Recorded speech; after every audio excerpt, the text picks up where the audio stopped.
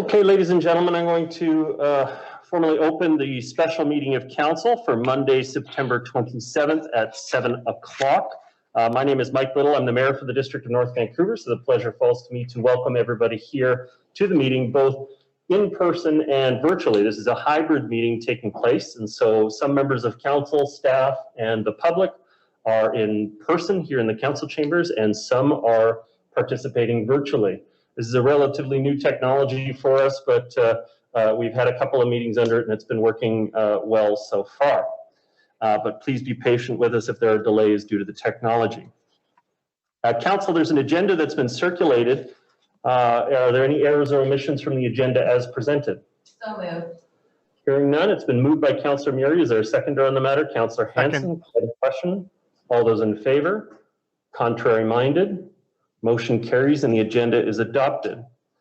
There is a set of minutes, or three sets of minutes, sorry, that have been circulated from the July 13th public hearing, the July 13th public hearing on Glen Eyre, the July 13th public hearing on Canfield Crescent, and the July 19th regular meeting of council. Are there any errors or omissions from those meeting minutes as presented? Hearing none, will someone move adoption of? So moved. I've got councillors Back and Forbes. Call the question. All those in favor? Contrary minded? Motion carries. Council, before we do have a release of closed meeting decisions. This is the September 21st closed special meeting of council. The Advisory Oversight Committee's recommendations were passed by council, and that is listed in your agenda package for those new people. I want to thank them all for volunteering their names forward, and I look forward to working with them over the coming term as they work towards responding to issues of climate action matter for the District of North Vancouver. And I think it's going to be really great that we're adding this capacity in terms of our advisory groups to council. The next thing I'm going to say before we go into the regular part of the meeting is I'm going to propose a consent agenda. So we have an item later on in the meeting that I think will be a rather short item, but this is item 8.4. So I would propose that for consent. Would any member of the council like that matter withdrawn for discussion? Okay, hearing none, it's been moved by Councillor Murray. Is there a seconder for the consent agenda? I've got Councillor Hanson next. We'll call the question on the matter. All those in favor? Contrary minded? Motion carries. And so what that means for the representatives of Byron Place here today is that that matter has been passed and that permit will be issued. You don't have to spend the whole evening here tonight. We're happy to move that item forward officially at this time. Although gripping discussion is going to take place, you might want to stick around. However, you are absolutely welcome to stay through the rest of the meeting should you so choose. Or you can go home if you want. Up you go. At this point, we're going to move into the regular reports from councillor staff. The first item being item 8.1, Metro Vancouver expression of interest. Oh, sorry, before we do, this is, I mentioned earlier that this is a special meeting of council. And all that means is that it is a meeting of council that was not originally on our calendar back in January. All of the other trappings of a regular council meeting are going to take place in this meeting, which means we will have a public input period before we move on to regular reports. We have a list of speakers that have signed up to speak today, and I'm going to go through them at this time. We reserve a period for up to 30 minutes at the start of each of our regular council meetings to hear comments from members of the public. I will also always recommend people that they can also send their comments or any speaking notes that they may have through to input@dnv.org to make sure that council members also have a comment, a record of their comments. The first speaker I have is Ted Bancroft, speaking on item 8.4. Welcome. Thank you.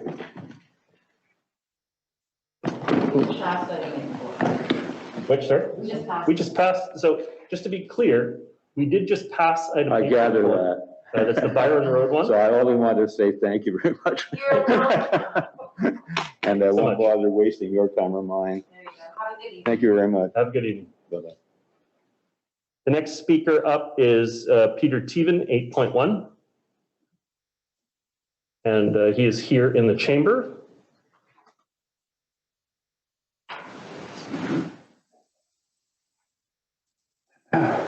Thank you. I've put my notes into a PowerPoint that I'm going to show on the screen. Do we have that preloaded on the computer? It's on this computer here. Great, fantastic. We'll bring it up. I'm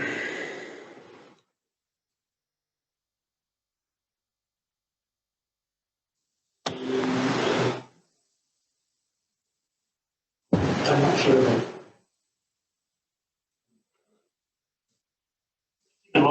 Thank you very much. For the record, Peter Tevan, 1900 Block Indian River Crescent.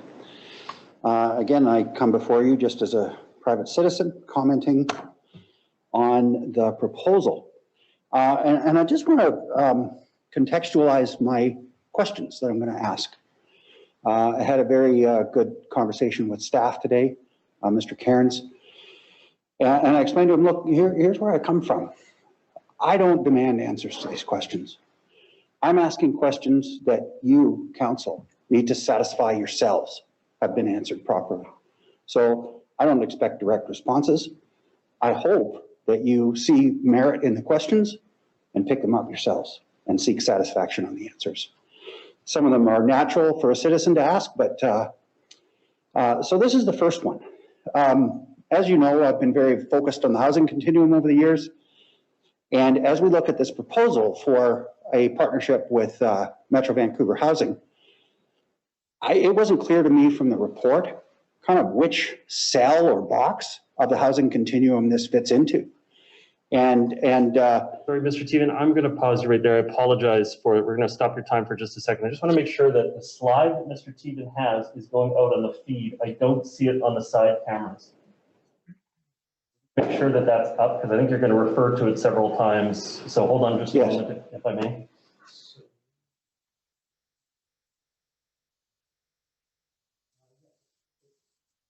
I see it there now. Oh, yeah. Okay, so you believe? I've got to ask some questions. Well, maybe you can ask one of council if they see it.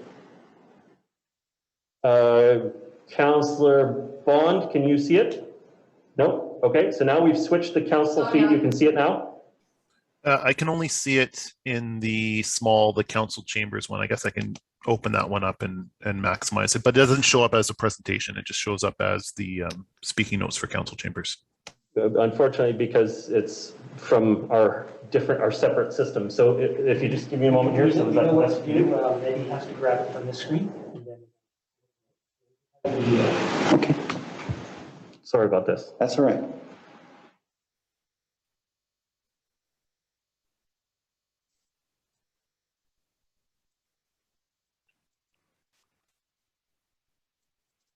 Other guests see it? Like the council's one thing. You can see it as one of the small Brady boxes. So if people individually spotlight that one, then it will take up their full screen, but we're going to try and make it so that it's our main feed. That's if you know how to spotlight something. Fair enough. I would not know what to do. Yeah.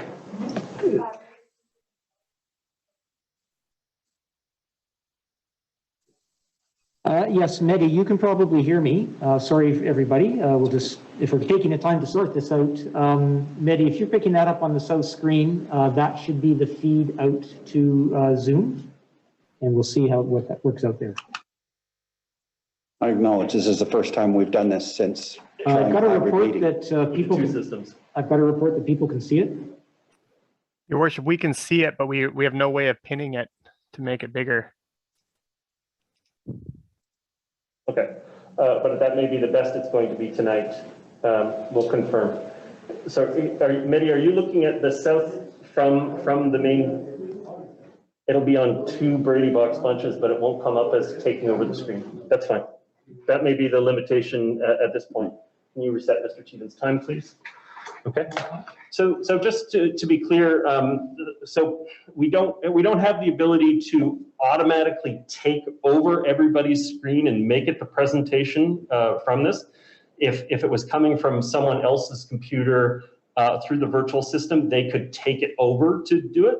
So instead, people are encouraged to maximize the screen for that one council chamber shot, and that I apologize, it's not more clear. but we'll make sure that we get it copied out because it's quite small font, but it's the best we can do for tonight, Mr. Tevan. I'm sorry. You did email it. I did email to council, but any other people in Zoom wouldn't have it. Yeah. Yeah, I mean, I did kind of foresee that it might be difficult, first of all, to get through everything, and second of all, to see the details. So I emailed a PDF version of this to council earlier this morning. So yeah, just let me know when I should continue. Your time has been reset, and Okay. and yes. Okay, thank you. Well, and just to reiterate what we're looking at here is, this is my facsimile of the housing continuum that I prepared from our development and planning department's pace of development memo in July of 2021. And I'm basically got two arrows pointing to an area. One is safe houses, emergency housing, transition housing, and the other is subsidized rental, or simply, as we talked in the previous workshop, about non-market rental housing. And you know, I just want to kind of reiterate everything I heard all of you talk about back from the time of the 2018 election campaign until now, is that DNV lands would be used, if not exclusively, certainly primarily, for social and supported housing. Not simply to get a discount off of market rent. So as I try to, you know, conceptualize this proposal, I'm thinking to myself, where does it fit in? Because, you know, according to my stats, we're 71% of the way along on the non-market rentals, and a dismal 8% on the social and supported housing. So certainly I would like it to go into the social and supported housing bucket, if you will. The other thing I took a note of is that Metro Vancouver Housing has plenty of rules, parameters that they look at. And in the staff recommendation, I didn't see any of this council's rules. I would encourage you to have some. And the first would be, as we talked about in the workshop, a clear definition that this expression of interest would be subject to meeting the district's definition of what is affordable. And in the proposal, I noticed that non-market and affordable were used kind of interchangeably, and I submit that makes them to have no distinction or meaning between them. The other thing I want to point out is that Site 1, currently, for all intents and purposes, anything a citizen can research, it is a park. And therefore, according to our own bylaws, requires a referendum to undedicate it as a park. That needs to be made clear for people.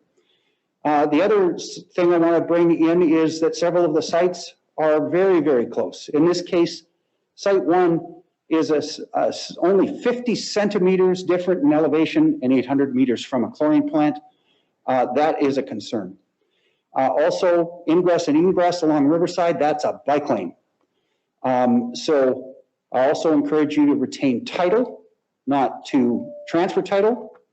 I have maybe 2 slides. Can I finish them? Please. Okay. So I also think that we need, in order to evaluate this as citizens, to know what are the values of all the properties. I think that there is actually some sort of legislation that says before you can make a decision, it needs to be disclosed. What is the cost to the public? And I don't see that in any of this. I do get that it's an expression of interest, but before any go-ahead happens, I think. So here's my recommendations. We should approve it, but it must meet our own, still to be confirmed, definition of affordable housing. And these 2 things are key. Units must be prioritized for our most vulnerable citizens. And the partner, whoever is managing the site, should not be able to pick and choose tenants based on what rent their income they'll get. It should always be the more vulnerable citizen first. Title must rest with the district. Timing should be contingent on when chlorine production has ended.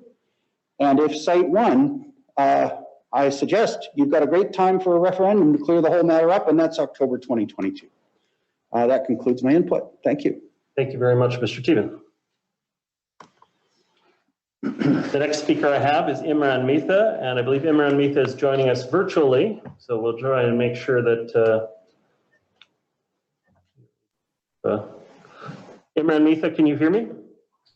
Yes, I can. Welcome. You have 3 minutes to address the council. Thank you, councillors, for the opportunity to speak with you tonight. My name is Imran. I'm a legal articling student, and I've lived in the district for 20 years. I'm speaking in support of the Young Adults Committee proposal. The committee proposal is an exciting opportunity for some key reasons, which I will outline. The district of North Van is a diverse municipality and becoming even more diverse. These communities don't always participate in municipal politics. Their views can be hard to reach. My aunts and uncles have lived here for 30 years and have not voted once in a municipal election. A young people's committee can be a resource for the council because young people from these diverse communities will be a part of it. It can be an invaluable hub for meaningful dialogue, feedback, and ideas exchange between the council and these communities. The committee can deepen the relationship between the council and the community at large. And lastly, we care. The district is our home, and we would like to participate in the process of making it even better. Thank you very much. That concludes my comments on that. Thank you, Imran Mitha, for your comments. The next speaker I have is Andrea Davidson. Andrea Davidson, can you hear me? I can, Your Worship. Can you hear me? Yes, I can. Welcome. You have 3 minutes to address the council. Great. Good evening, Your Worship and councillors. My name is Andrea Davidson, and I'm an alum of the 2020 North Shore Young Citizens Forum. During the forum, I had the opportunity to collaborate with many engaged and passionate young adults ranging from the age of 18 to 39, and to co-present with Louis Wong before the council in January of this year on housing accessibility in the district. I'm a person who lives with invisible disabilities and who acknowledges, respects, and lives on the unceded and ancestral territory of the Coast Salish peoples. My European ancestors stole this land, and it is my responsibility and privilege to lend my skills as a researcher and a librarian to help decolonize and indigenize post-secondary education. I live in the district of North Vancouver with my husband, and I'm here tonight to speak in support of Councillor Back's proposal to create a DNV Youth and Younger Adults Committee. I've had the chance to read Councillor Back's report dated July 21st, 2021.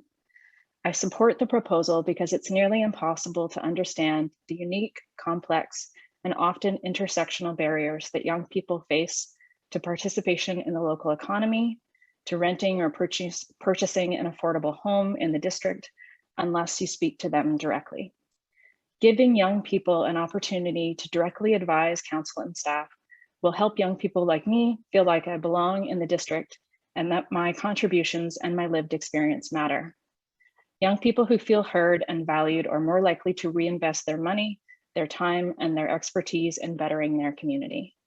I would ask council to consider creating inclusive terms of reference for this proposed committee, specifically to ensure that youth and young people ranging in age from 16 to 39 be permitted to join, and that members of the committee can be people who either live or work in North Vancouver.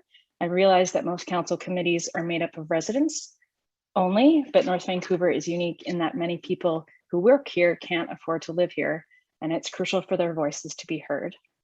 I would also encourage council to include some dedicated spots on the committee for young members of our community whose voices go unheard. These include, but are not limited to, newcomers to Canada, young immigrants and refugees, people with disabilities, both visible and invisible, homeless youth, Indigenous youth, and the LGBTQ+ community. I would recommend reaching out to the Tsleil-Waututh Nation and to local nonprofit organizations, including North Shore Community Resources, the Urban Native Youth Association, and City Hive to recruit young youth and young adults from these marginalized communities. I would invite council to consider terms of reference that allow committee members to participate virtually, since attending in person is often a barrier for people with disabilities. I'd like to close with a thank you to Councillor Back for bringing this proposal to Council, and a thank you to Council for the opportunity to speak in support of the creation of the Youth and Younger Adults Committee. Back to you, Your Worship. Thank you. Thank you so much. Okay, that concludes the list of signed up speakers. Sorry. Oh, Peter Cole. Sorry, it wasn't on my signed up list here. Sorry, I have one additional speaker. Peter Coles, welcome. Peter is joining us here in the council chamber. Welcome. You have 3 minutes to address council. Thank you. Peter Coles, 1030 29th Street East. Your Worship and Council, I'm here to reach out to you regarding my family and also many neighbors who have given me permission to speak on their behalf. Since the bike lanes were implemented on 29th Street East approximately 2 years ago, we've been faced with challenging mobility and accessibility issues. Taxis, handy-dart paratransit buses, and home care providers can no longer legally stop or park on 29th Street East. Services for seniors, such as Meals on Wheels and prescription deliveries, are having difficulty accessing residences. Courier vans such as FedEx, Amazon, Canada Post, and grocery delivery vehicles are also unable to stop. Many are using the bike lane to park in, which is a safety concern for cyclists. Courier vans are also pulling into private driveways, which forces them to dangerously back up, putting pedestrians, cyclists, and motorists at risk. With parking already at a premium on side streets near 29th Street East, those with mobility issues are struggling with accessibility to their own residence and when friends and family come to visit. With the population of seniors increasing, the prospect of aging in place has been greatly diminished for this neighborhood. Residents that currently rely on parking access via lanes now have the potential to become stranded during snow and ice events, as the district's current policy is not to plow or salt lanes. The prospect of moving vehicles before a snow event is challenging due to the lack of parking on side streets. While these consequences were surely not intended, when bike lanes were installed, these are the challenges faced by residents on a daily basis. There's been much dialogue on the subject, and many of you have been sympathetic to the mobility access challenges that residents are now faced with. We are appreciative of the concern shown by Mayor and a number of the councillors. While residents fully support sustainable forms of transportation, the current situation is unworkable. Residents are merely asking for a compromise and a solution that would be an improvement. One cost-effective solution would be to move the bike lane to one side of 29th Street East. Cyclists are currently required to cross over to the south side at Royal Avenue as the bike lane ends on the north side. From Royal Avenue to Lonsdale, there's no bike lane on the north side. There are many examples throughout the district of multi-use parkways and a bike lane being on only one side of the street. With a bike lane on the south side of 29th Street East, the bike lane would be free of garbage and recycling containers for the selected residents that have garbage pickup in their back through lanes. To many individuals, 29th Street East is viewed as the major arterial route and thoroughfare. For us residents, it is part of our community and neighborhood. We would like to remind Mayor and Council that the finished design of the upgrades to 29th Street East are markedly different than what was originally proposed to residents and Council during the design process. These changes were done with no consultation or input from the residents. We respectfully request that Mayor and Council direct district staff to work with residents to address the mobility access challenges that residents now face. Thank you. Thank you, Peter Coles, for your comments. Could we have staff report back to us in regards to the situation on 29th? Yeah. Thank you. Thank you.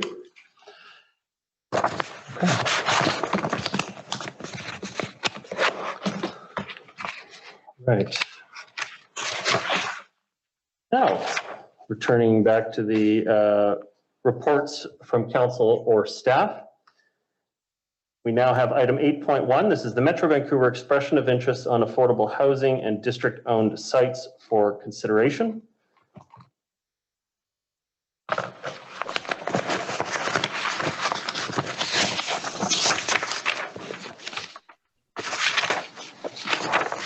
Okay.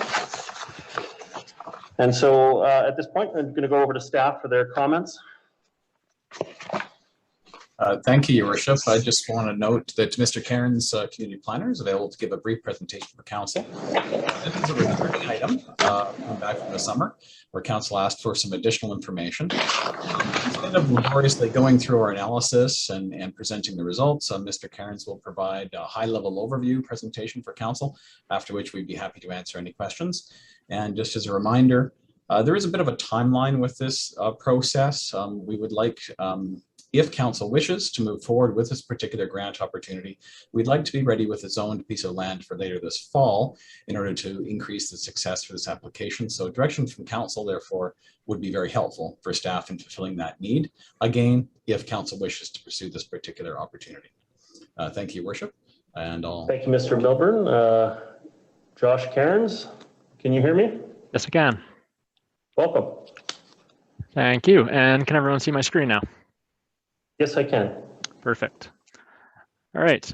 Good evening, Your Worship and Council. So as Dan mentioned, tonight I'm here to introduce the Metro Vancouver expression of interest for affordable housing and some potential district-owned sites for consideration. So as you'll recall, on November 2nd, Council directed staff to prepare development scenarios on several district-owned sites that could be utilized for affordable housing in the future. As previously indicated in a housing program update to Council, we anticipate returning to Council with an update in the next few months on that item. Now, if we fast forward to July, Metro Vancouver announced it would be issuing an expression of interest for affordable housing on member jurisdiction lands in the region. And shortly after that, on July 26, in response to this announcement, Council directed staff to explore partnership opportunities with Metro Vancouver in preparation of a submission to the expression of interest. So as part of this work, staff examined 10 district-owned sites for their potential submission to Metro Vancouver. The sites we looked at were those that were identified in the November Council motion and include 5 in Maplewood, 1 on St. Denis Avenue, 2 off Lillooet Road, another on Burr Place, and finally 1 on the corner of Mountain Highway and Hunter Street. Staff reviews these sites through 2 key steps. So first, we undertook research and data collection, and that involved compiling background information on each of the sites we were exploring and having a conversation with Metro Vancouver to discuss the criteria and the evaluation process. Following the research and data collection period, we undertook an analysis of the sites based on Metro Vancouver's evaluation criteria for the expression of interest. This evaluation was informed by the data that we collected in the first step, as well as conversations with other district staff and Metro Vancouver.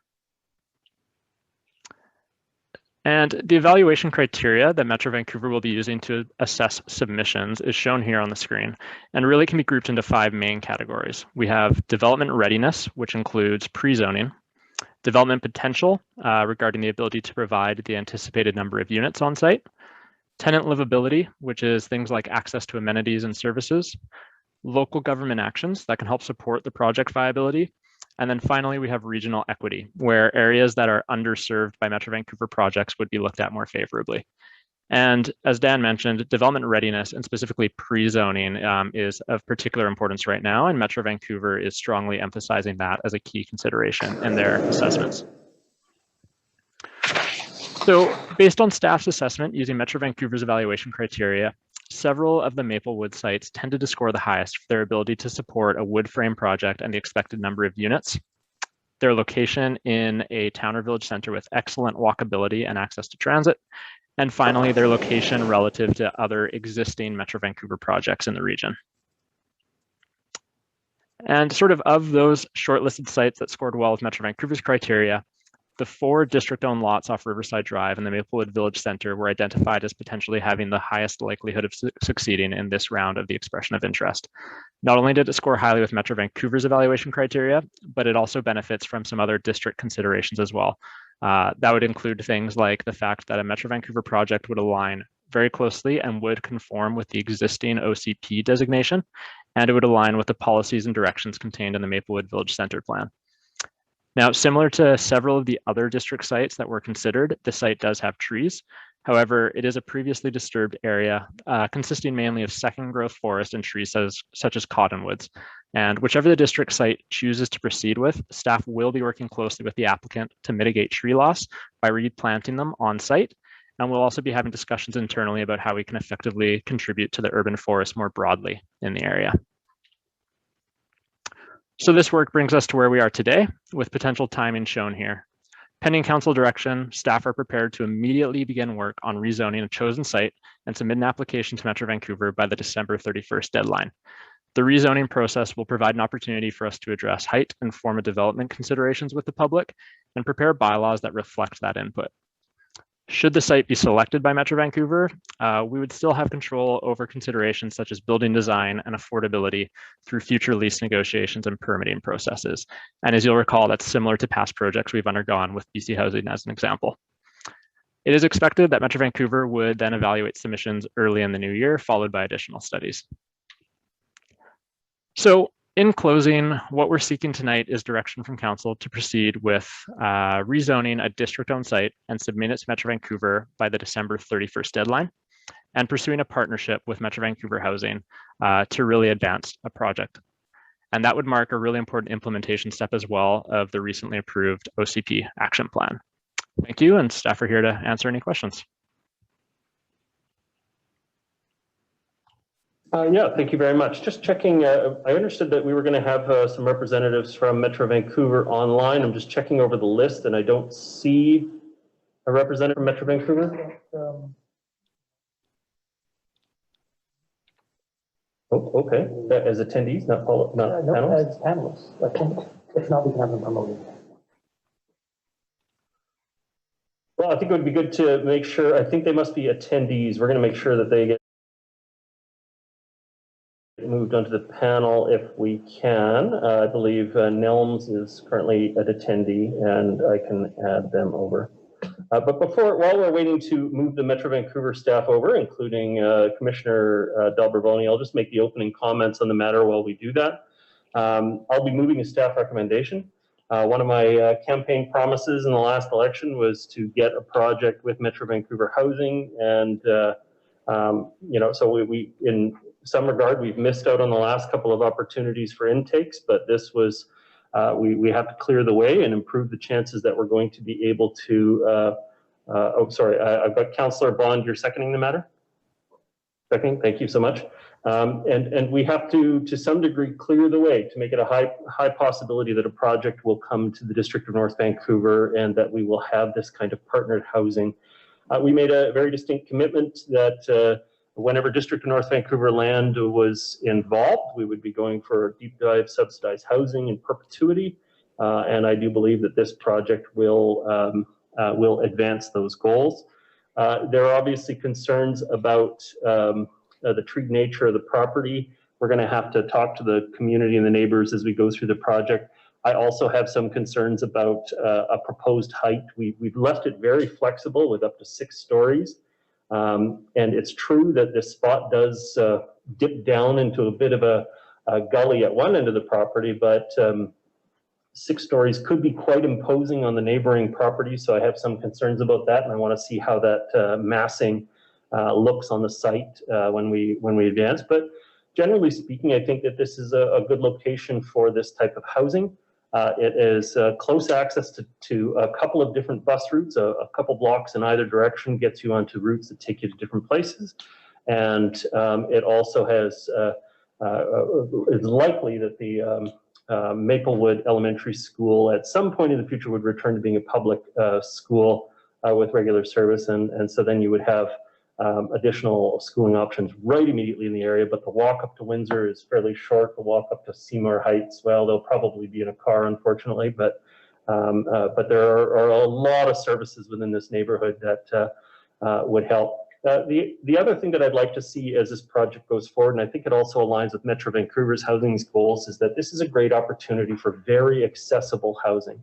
The neighborhood is very walkable within Maplewood. You can walk to lots of stores and services. We have relatively good infrastructure in place along the Dollarton corridor for people with mobility challenges. And so I'd like to see a very high level of accessibility for any proposal as this project proceeds. But I'm supportive at this stage. Look forward to some of the preliminary studies on what we could build on this site and how the access and egress would work in relation to the neighbors. But I think this is a positive step forward. Councillor Bond, you're the seconder on the matter. Further comments? Yeah, thanks, Mayor Little. And I also will be supporting this site, the site chosen by staff. Like you, Mayor Little, I do think it does have the best chance of success in competing with all the other projects around the region that are going to be submitted to Metro Vancouver for evaluation. One thing I'd like to add on top of the comments that you made, Mayor Little, is that Metro Vancouver Housing, through the Housing Committee, has now made it part of policy to evaluate adding childcare in all new Metro Vancouver Housing projects. So that's going to be a consideration for a public amenity being added with Metro Vancouver Housing should we be successful, one of the chosen candidates. So I think comparing that to our recently approved childcare plan that council discussed earlier in the year, I think is another great opportunity. So very supportive of this site. I'd like to know from further discussions from Metro and staff whether in terms of development readiness, if the site is treed, should we go through a rezoning process to designate this site for affordable rental housing with Metro Vancouver, if clearing the trees ahead of construction with the district leading that process, if that's something that helps us in the evaluation. I know that the Pitt Meadows site that was approved in the last round for Metro Vancouver was basically bare land and ready to go. So anything that we can do ahead of schedule to make this site score higher in the evaluation criteria, I think we should explore and have a discussion about those things. So very supportive of this site and very excited should we be successful on having a Metro Vancouver housing project in our community. Thank you, Councillor Bond, and thank you for serving on that committee. It's really great to have North Shore representation on there. Councillor Curran, your comments? Thank you. I am also very pleased to support this moving forward. I won't repeat what y'all have already said, but I will note that Maplewood area has gone through an environmental analysis, and that specific area was not identified as sensitive ecosystems, recognizing that there are many ways we can use the built form to improve biodiversity. So I noted that Metro Vancouver had done a project in, I think it might be Heather, I'm not sure exactly which one, but they're doing a green roof. And I just wanted to point out that there are some really innovative green infrastructure policies that can help to offset some of the connection between ecosystems, or to improve, I guess, the connection between ecosystems. I think one of the challenges we have is to go out and find solutions to some of the challenging problems that we have. And this is one that research and data shows that we can actually use the built form in creative new ways and still improve biodiversity through pollinator gardens and all sorts of new things, lots of ways to manage water differently. Love the idea of a community garden on site. I said every single housing, any housing needs to have access to nature and certainly a garden. I wondered about, I mean, this will be further down, but the idea of pets, and I'm hoping that all of the units are pet friendly. I'm not sure what their policy is on that. And then Mayor Little, you've talked about this before, but ensuring that as many units that are fully accessible as possible, I think is something that is really important. So this is in a town center. It's good land use in terms of its access to amenities, its access to transit. And yeah, I look forward to seeing it move forward, and also curious, yeah, about, there was something, anyway, I'll leave it at that. I'm excited, and I think no, I won't leave it at that. Just a minute. So the meeting that we just had with our rental social, and I mean, they're like, get on with it. Like, they're telling us, like, you need to move quickly. And so I think this is an example of us moving, hopefully, moving quickly to respond to the need. And there are lots of older rental homes in that community. And I think that we have a responsibility to look after folks that are there. And this is one way to do that, is to build new homes, because those units will be, they're probably not super healthy in terms of, I don't know, but you know, some of the older units have mold issues, etc. They're quite worn down. So I think we have a responsibility to do that. And I hope we get the opportunity to. Thank you, Councillor Curran. Next up, I have Councillor Hanson. Thank you very much, Your Worship, and thank you to those who've spoken before. I'm happy to support this site for this recommendation. I'd like to thank the staff for their thorough analysis of the 10 sites, and also thank Councillor Bond for the work on the Metro Committee, which is making this possible. It's an example, pardon me. It's an example of the type of partnership which I believe has much to benefit the district when we address the issue of affordable housing. As I've said previously in the workshop, the issue of affordable rental housing is a growing one in our community. There is a sense of urgency, and I'm pleased to support the staff recommendation. If this will have a chance, and it sounds like it does have a chance of securing us 80 to 90 units of affordable rental housing in a town center location with the advantages that have been set out in the staff report. So very pleased to support, and look forward to moving ahead with this potential project. Thank you very much. Thank you, Councillor Hanson. Councillor Beck. Thank you very much, Your Worship. I'll be the fifth voice in support of this project. Mayor Little, you did a good job in outlining why this site is one that makes sense, and it's clearly outlined in the staff report. These are sites that we have looked at a number of times as a council, and I too believe this is the best site for all of the reasons that my colleagues around the table have stated. This is also located in an area that's close to jobs. We've got a lot of light industrial and various employment in the area. Councillor Bond mentioned childcare as an amenity, and I fully support that. So I would love to see that as part of this. Certainly, on the heels of our presentation that we just had in the previous workshop from our Rental, Social and Affordable Housing Task Force, it is about urgency and not missing these opportunities to make great partnerships. And I think Metro Vancouver would be a wonderful partner in delivering this kind of housing in our community. And I know when I go around the region and I see Metro housing projects, I think that it would really be nice to see one in my own community. So fully supportive, and I look forward to moving this ahead. Thank you, Councillor Beck. Councillor Murray. Thank you, Mayor Little. So I will say from the beginning that I'm very supportive of a Metro Vancouver housing project in the district.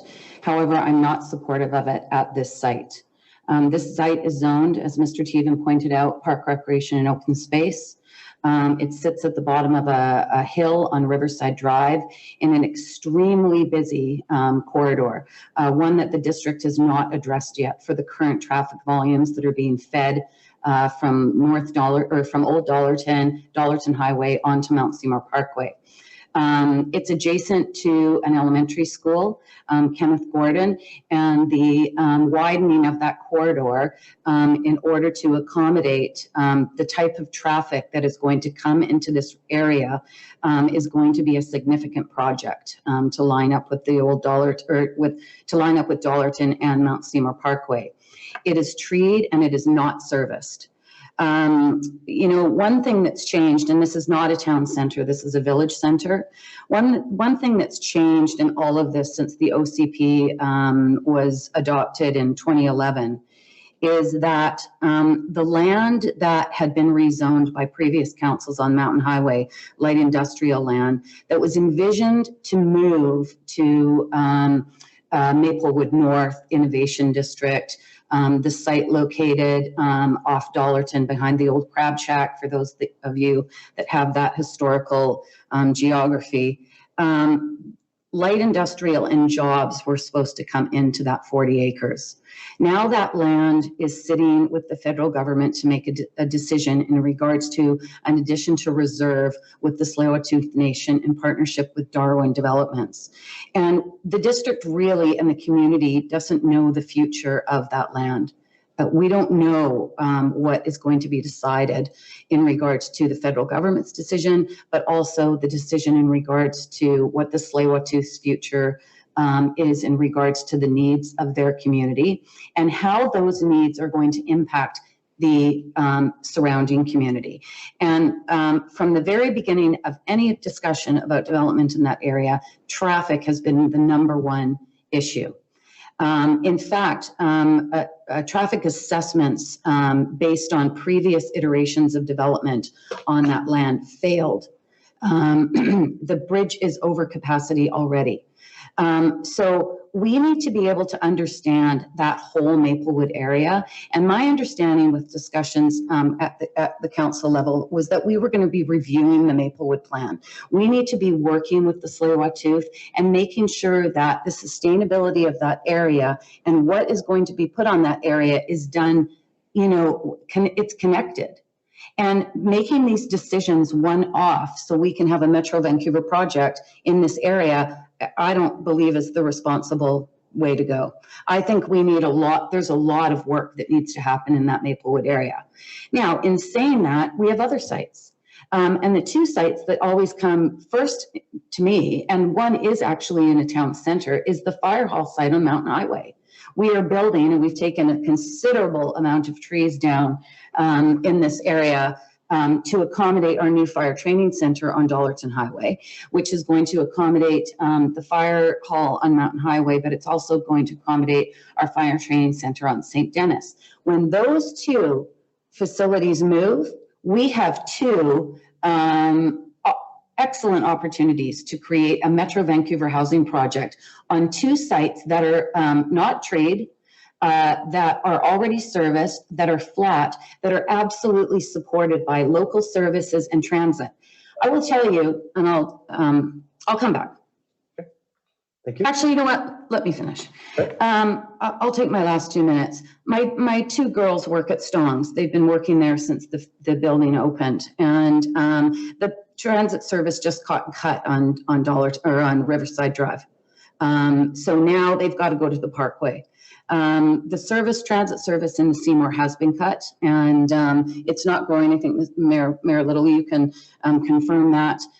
It's very challenging. We're living in Blue Ridge right now, and it's even challenging to get transit. Often from Blue Ridge, my daughter was late this morning for her class at CapU because the bus broke down and there was no replacement for a while. So transit service is not as effective as the transit service on Mountain Highway. We have very little social and affordable housing in that town center. The majority of housing that is in the town center of Lower Lynn is market rental and market strata. And this would be an absolutely, at the beginning of this term, we talked about a mass timber project. There are all sorts of, excellent opportunities for us to look at a significant Metro Vancouver partnership in that Lower Lynn town center, and one that I would be happy to support.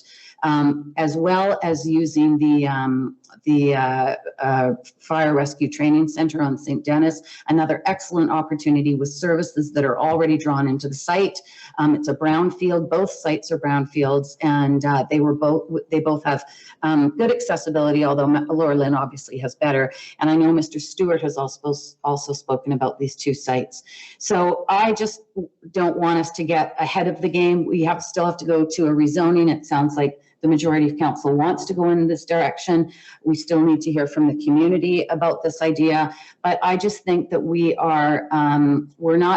I don't think we're playing a very responsible planning game if we think picking off individual sites rather than looking at the whole area and what the future is for that area is before we make a decision such as this.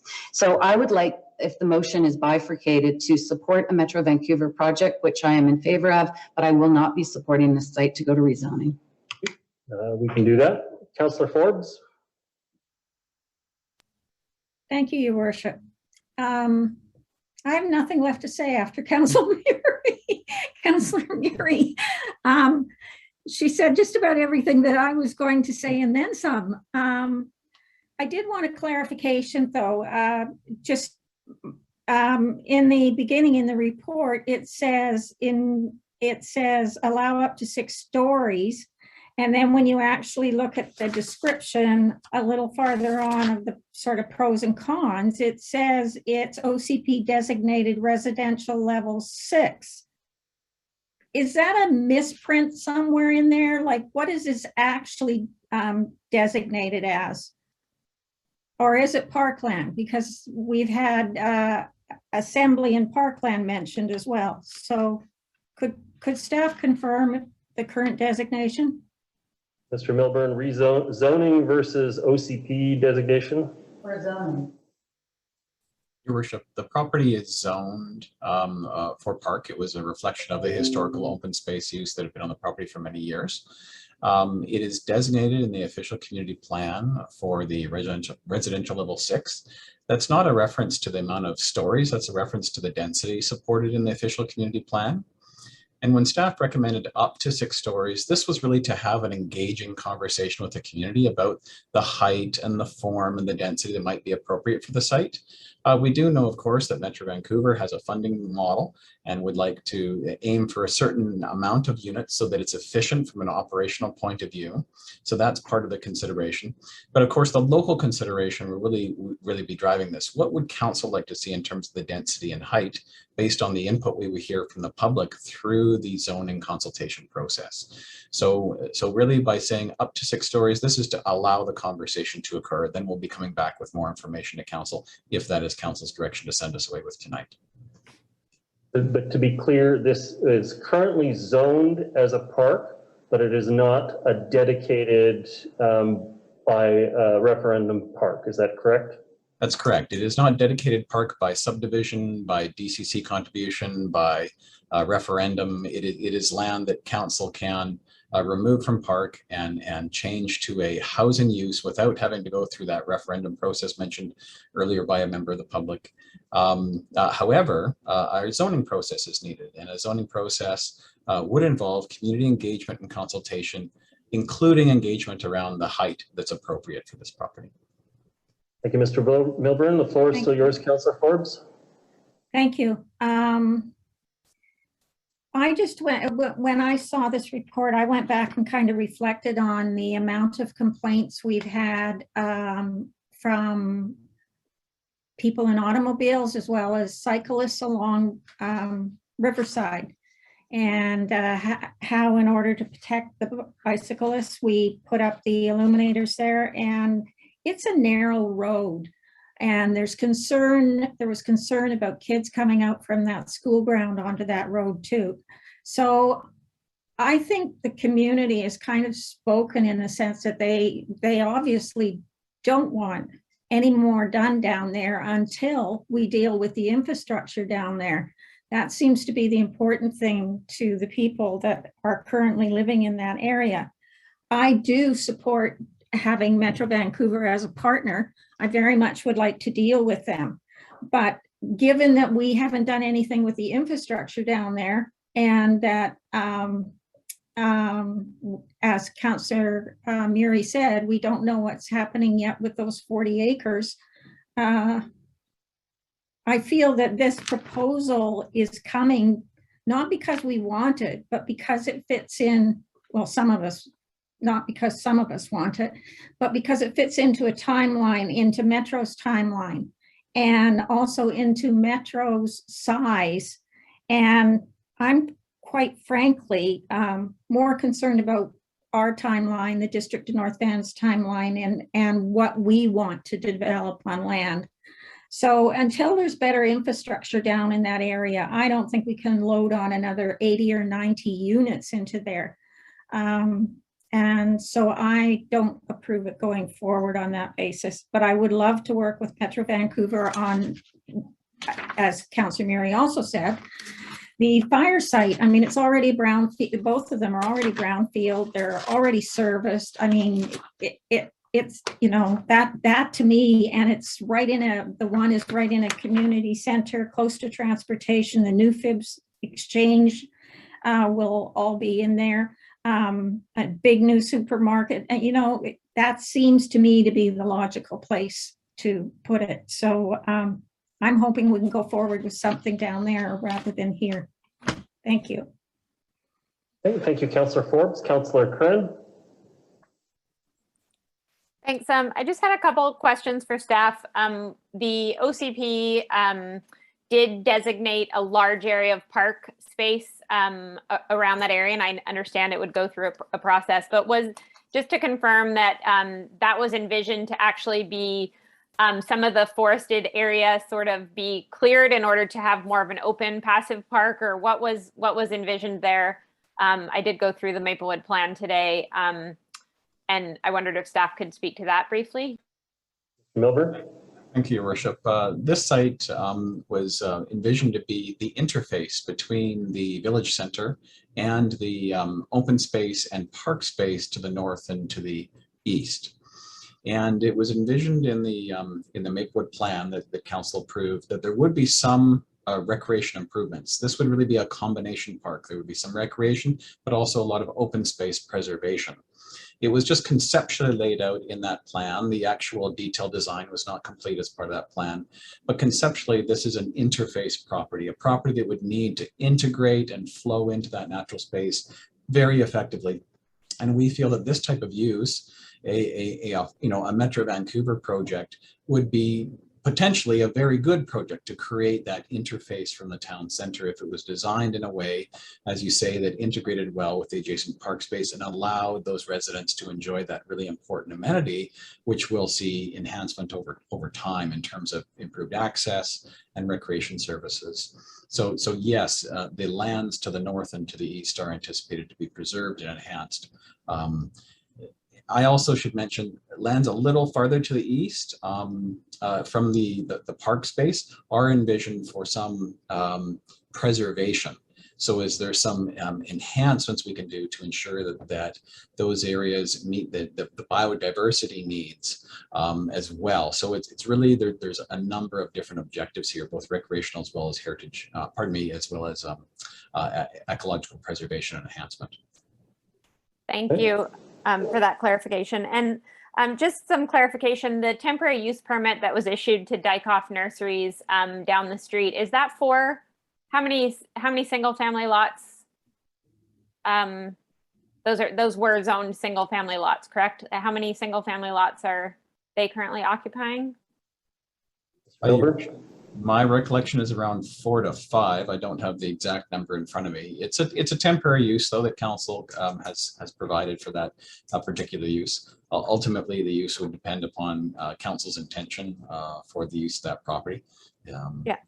I just wanted to say that I agree. I believe that we can review the Maplewood Plan in the context of everything that's happening in the region, but I don't see this Riverside site that we've specified for staff to move forward with as taking away from that process. I think that it is a good use of space. And then I just wondered if this comes up from time to time about the chlorine plant, and there seems to be, sometimes people say when the chlorine plant isn't, and I understand there was something with the licensing of the chlorine plant no longer operating in that area. I wondered if staff could speak to that. There certainly is a lot of residential even closer to that, and I understand it's mixed use, but some information about that concern.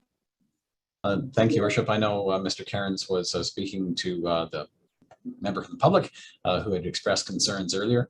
Council will recall every time there has ever been a development, whether that's residential or not, in proximity to the chlorine plant, we take that very seriously and we look at it carefully in terms of the criteria that's been established by council with expert advice in terms of where appropriate distances and types of use would be appropriate based on that potential hazard.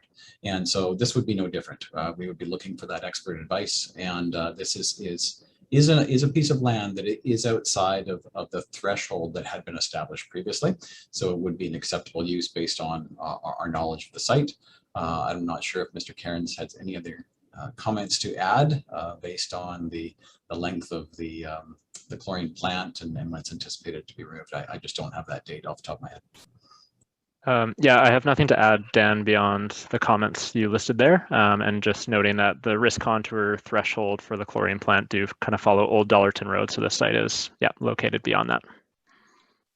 I will just add one comment to it, which is that the former MIAC guidelines for that facility were based on on-site storage, and they've been winding down the on-site storage using the rail cars to move the product out, and that has resulted in them having a lower risk profile within the area.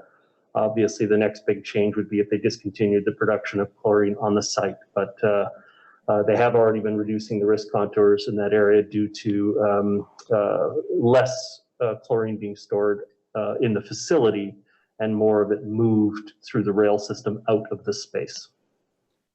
Thank you. Yeah, we do hear from time to time about a change in the operations of that. So it's just something I always like to try to stay aware of. Obviously, our goal is keeping everyone safe and healthy. Yeah, I guess the last thing I would say is some of the other sites that were identified, Councillor Bond had brought forward a motion. I think in COVID times, it was like November 1986. I'm not sure, it seems so long ago, but I think that we're in a position and in a situation where we can do ands. So I think that there's opportunities, some incredible opportunities that we have coming forward for other projects as well. But as staff has recommended, I think this is the best chance for this one. And I think Metro Vancouver project is something that we don't have. The city of North Vancouver has some, and as do other places around the region. So thanks. Thank you. Councillor Back. Councillor Back just turned off his camera. I'm just going to perhaps go to Councillor Forbes. Councillor Forbes, if you have a comment, then we'll come back to Councillor Back. Councillor Forbes, go ahead. I just have a quick question. I think Mr. Joyce is here on the meeting. I just wanted to ask him if he can give any kind of an update on anything that might be planned or when it would be planned, anything to do with the infrastructure around this area and Riverside Road.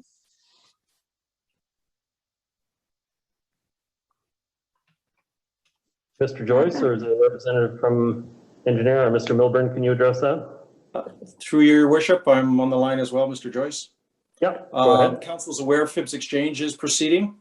We're looking at that moving towards the end of this year with the tender documents. Council's also aware, working with TW on the addition to the reserve, which will make changes to Dollarton Highway as well. So there are plans in the works for improvements along Riverside Drive and Dollarton Highway. So basic infrastructure in the area is currently being looked at by the design group as we speak. But we're just looking at it this fall, so it wouldn't nothing would happen on Riverside necessarily until after we deal with Dollarton and the connection with FIBS. Through your worship, correct. Dollarton is tied into the Maplewood Village Plan, so we'd be looking at Dollarton at that point in discussions with council on Maplewood.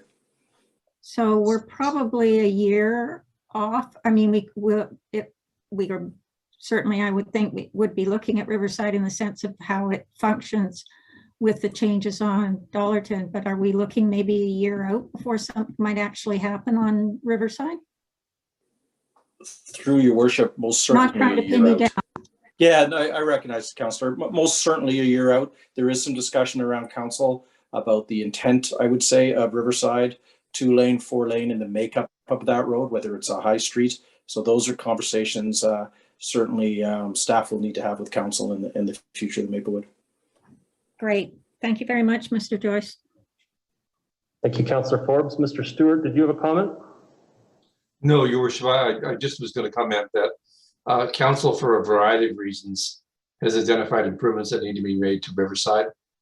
And obviously, given the timelines of any application to Metro, the timing of improvements to Riverside would have to coincide in advance, I think, with significant developments in that area. Very much. Okay. I see no further speakers on the matter. I will, as we go through that. Let me just get the wording back up on, I don't know if we can put the wording back up on the screen. So, but Councillor, just you're asking to bifurcate just the last paragraph off as a separate one. So the first two paragraphs together and the second and the third paragraph as a separate.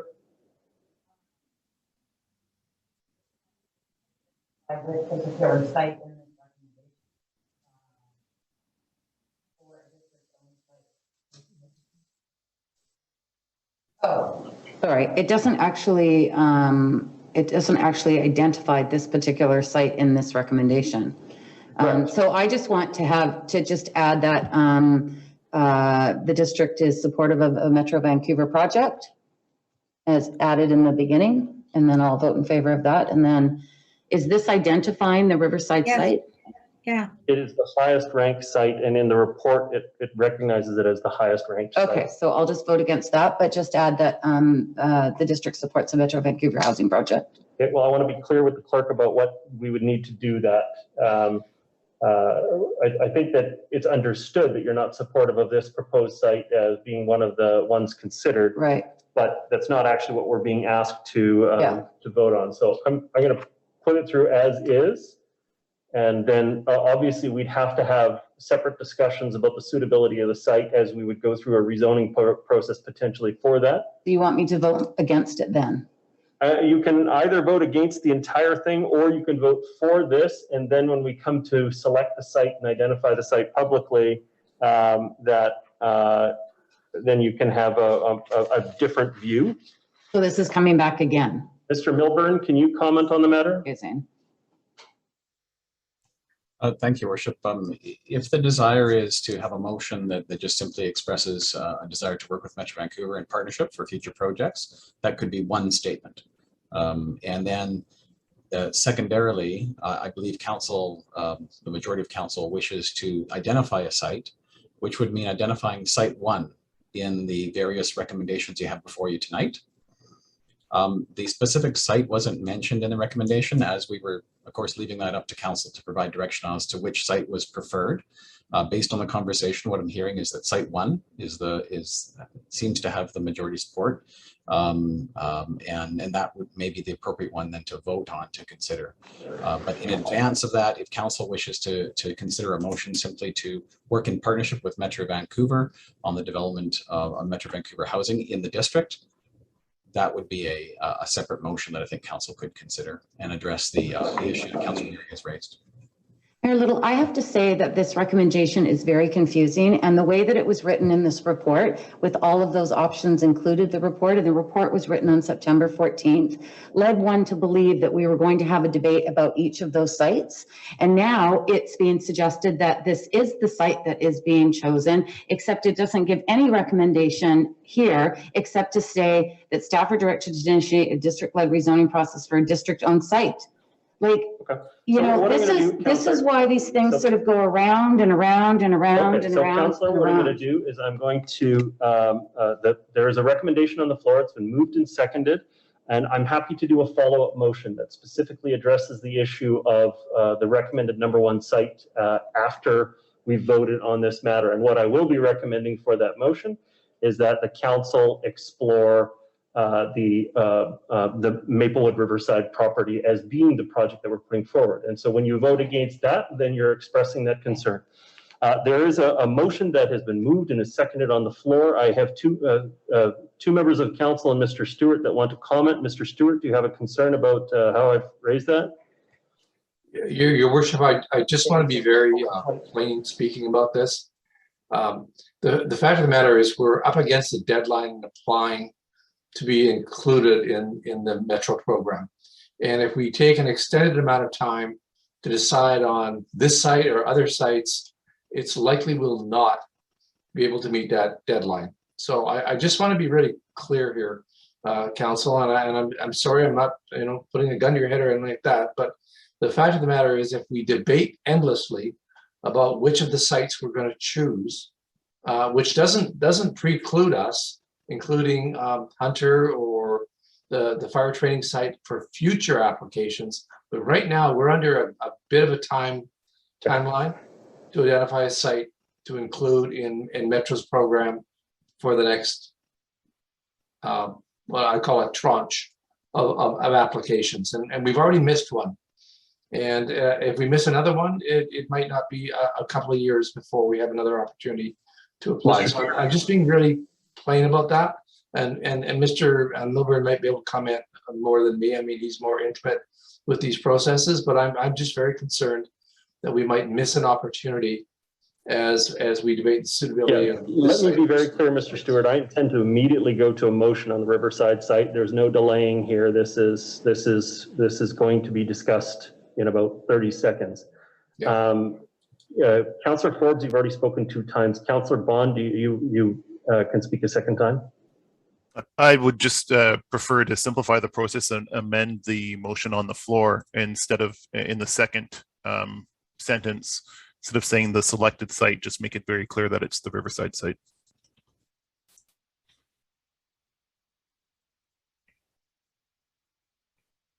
On the second sentence, on the selected site. Okay. Okay, so you're moving an amendment to it that in the second paragraph at the end where it says instead of rental housing on the selected site, you would specifically add comma the Maplewood Riverside site. Yeah, as the site as recommended in the report, whatever the best language you think that would to achieve that would be. And then to satisfy Councillor Murray's concern, then I would bifurcate the motion so that Councillor Murray can vote in favor of partnering with Metro Vancouver, but not vote in favor of the Riverside site. So I will second that amendment by Councillor Bond. Any discussion on the amendment? Okay, hearing none, I'll call the question on the amendment. This is to add in the phrase identifying the Maplewood Riverside site. All those in favor? Contrary minded? Okay, with noted Councillor Forbes and Councillor Murray opposed. I'm going to return back to the main motion now at this point. And so what you're voting on, just as a reminder, is the amended motion, which includes the phrase that identifies the Riverside Maplewood site as being the selected site for consideration. And I will be, and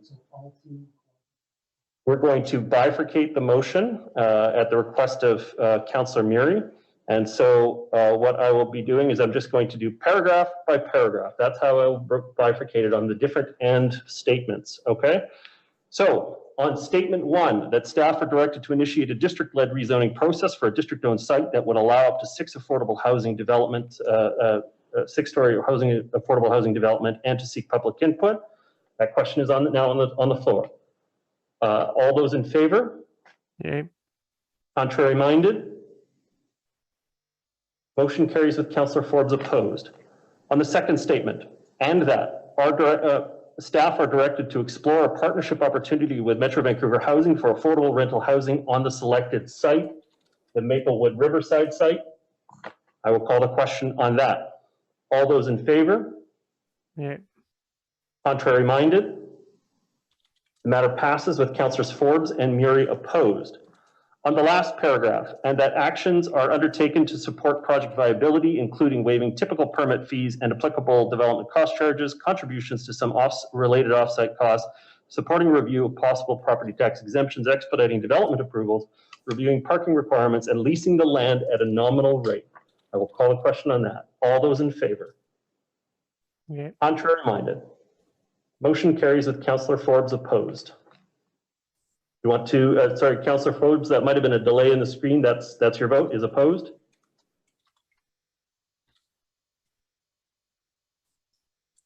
You're muted. You're muted. Yes, I'm opposed. Thank you so much. Just for the clarification, does that match your record then, Mr. Clerk, is that Councillor Forbes is opposed on 1 and 3, and that Councillors Forbes and Murray are opposed on 2. Is that accurate? That reflects your record. Thank you so much, Council. All right, thank you. Moving on to item 8.2. This is bylaws 8295, 8296, and 8297, OCP amendment, rezoning and housing agreement for 1920 Glen Eyre. This matter is returning for a public hearing. And again, it is an OCP amendment, so it requires 5 of 7 votes in order to be able to advance second and third reading. And yes, the matter is returning for public hearing. Will somebody be moving a recommendation?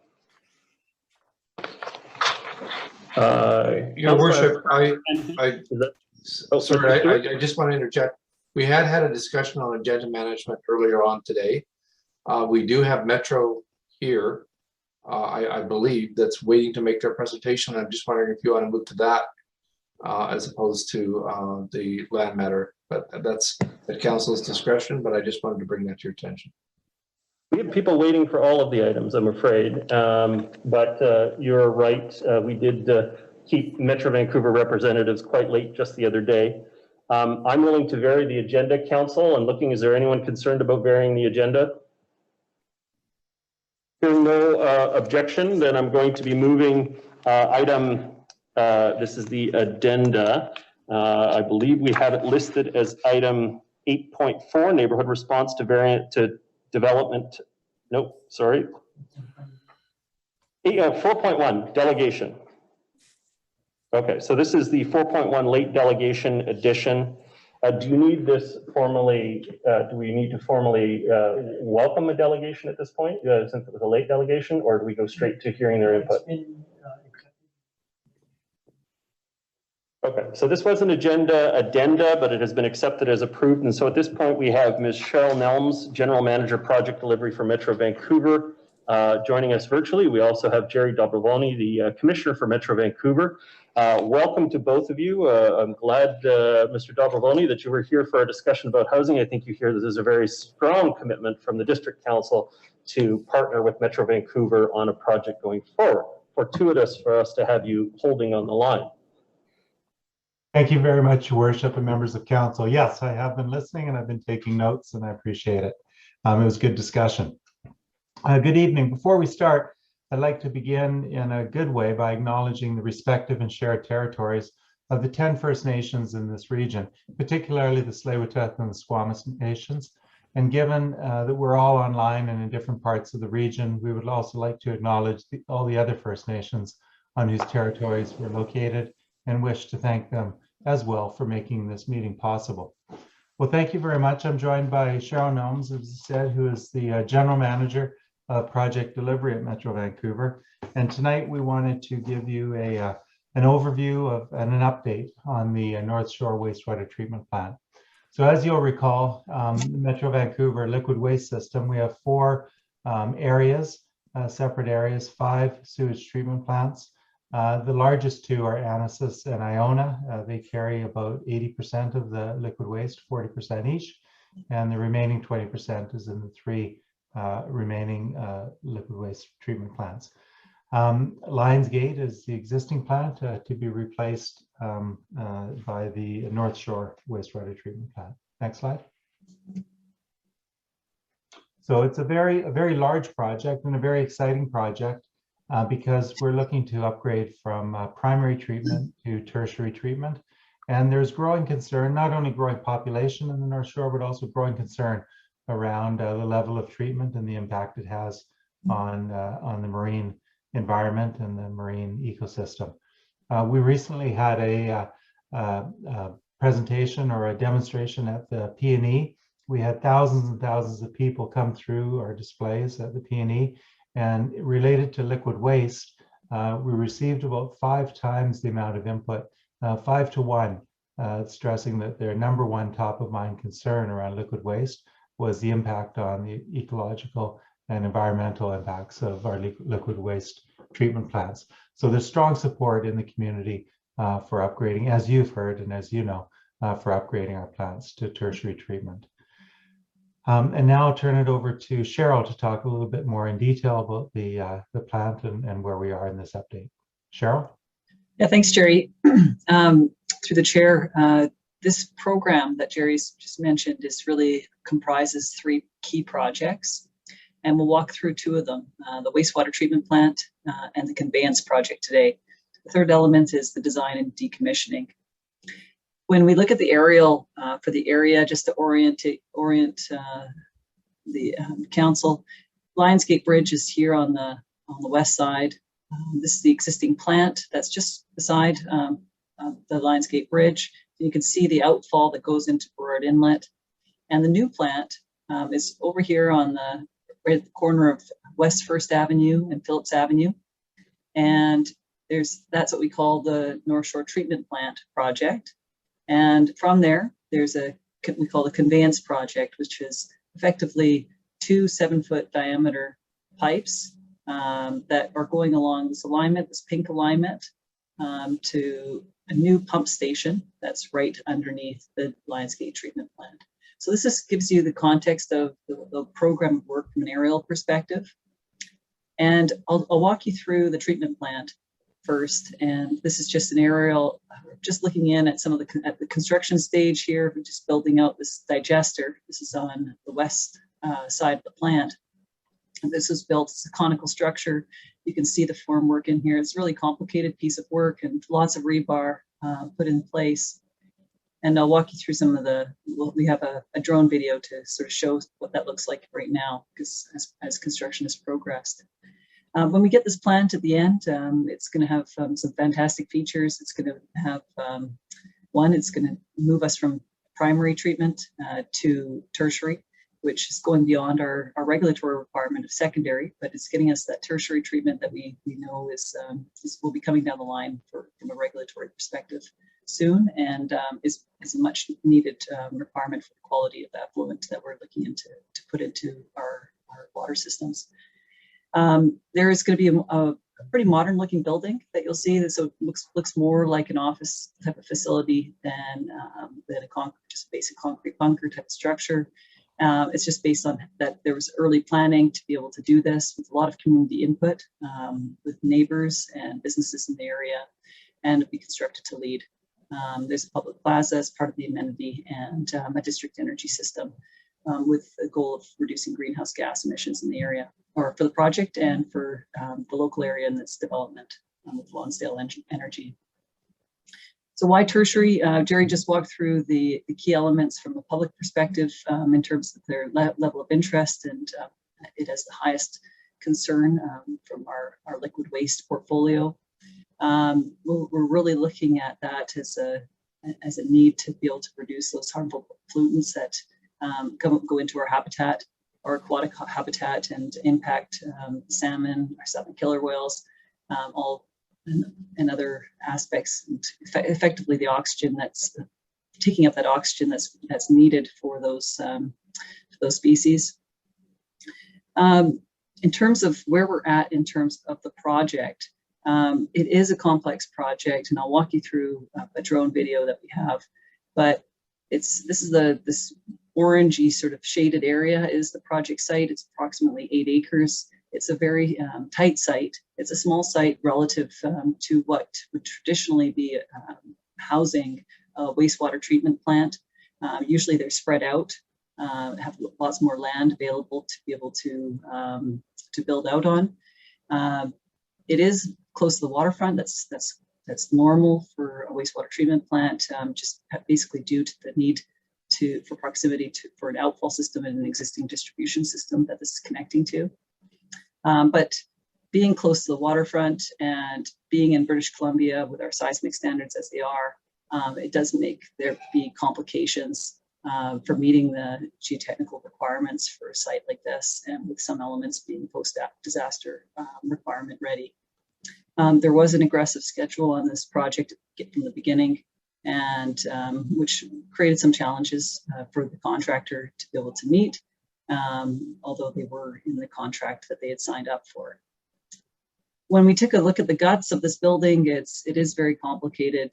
This is what we call a building information model.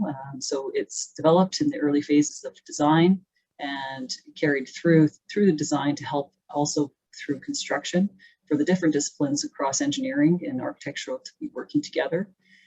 You can see in here lots of the piping works that's in here. We're talking over 75 kilometers of electrical conduit that's in here. We're talking about thousands of kilometers of piping to be able to service this. And one of the first stacked wastewater treatment plants in Canada. So quite complicated because of that site and the need for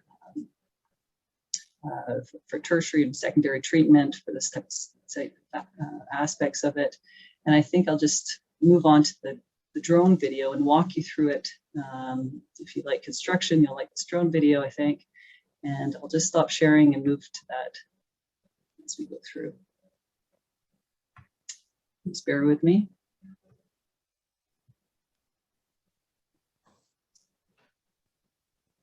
And so we really want to share with you this video because it does show the progress on the construction site. This is a bird's eye view of what's going on. We have a lot more access to this. We're talking right now, this is the corner of West First Avenue and Phillips Avenue. And you can see this is the digesters that I showed you in that earlier picture. So you now can see that the concrete's now poured on those structures. Before you saw just the formwork and the rebar sort of in that earlier picture that I showed you at the very beginning. There's approximately on the size of this, for this 80-acre site, we have about 5 tower cranes, lots of mobile cranes that are located here. As we move along here, you can see a lot of concrete, a lot of rebar being placed, a lot of foundations work for our substructure mostly complete at this point. So we're right now here, we're passing through primary treatment, and we're getting into the activated sludge area where there's bioreactors and tertiary treatment for carrying out all of the necessary digestion and works of getting those little bits of solids down into less that goes out into our effluent. And then we're getting into here, these are our secondary clarifiers. And you can see here, this is where we're going to have a stacked secondary clarifier system for the site. You can see alongside an active railway. And if you've worked around railway systems and rail providers, they're very challenging to work with. So it is challenging from that side, but again, things that were well known by our contractor. There's 8 clarifiers on one level for a total of 16 clarifiers. And so that's where the stacked aspect of this project comes into place. We're coming close now to the district energy location. You can see some workers right here on the job site. And then we're going to be entering into the office space for the facility and public plaza. So this is where our current site offices are for the contractor and Metro Vancouver and consultants co-located together. And, at a high level, I think this just gives a very good bird's eye view of what's going on, some progress of what's going on for the job site. Peak periods, we had over 300 people on the job site. Right now, we're under 200 people on the job site. So I'll just stop sharing that for a second and go back to our PowerPoint.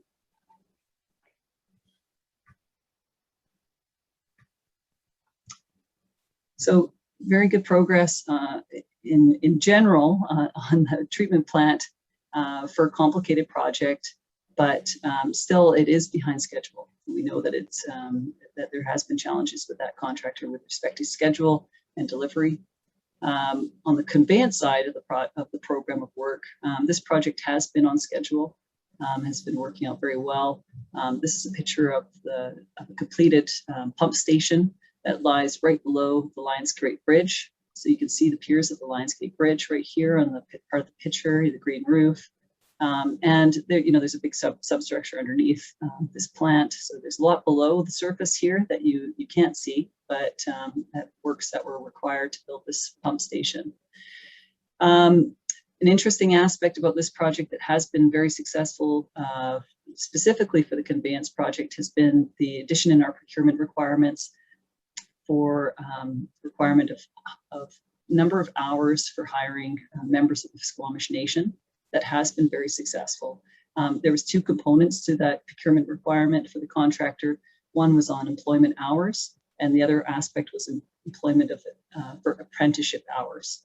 So we've been able to exceed some of those performance targets.